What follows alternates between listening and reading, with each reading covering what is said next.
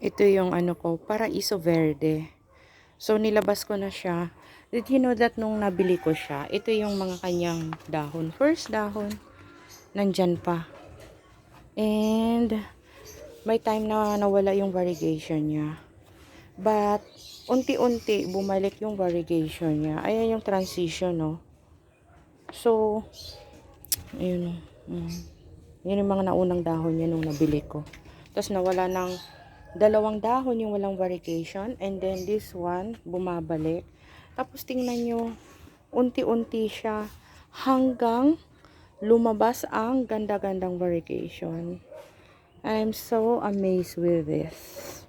Pero tingnan nyo yung mga original dahon niya. Oh, yan yung mga original dahon niya. O diba? I need to cut na. Magka-cut na ako kasi ang ganda. Nababali na siya dito sa sobrang bigat. So, magkakat ako ngayon. Maybe here. Dito muna ako magkakat. Ang taas, no? Ang tangkad. O, diba? Ang tangkad. So, yan yung gagawin ko ngayon. May Paraiso Verde. Yan ang aking ikakat ngayon. Gagawin ko siya. Yan ang project ko. O, diba? Perfect. So, ayan.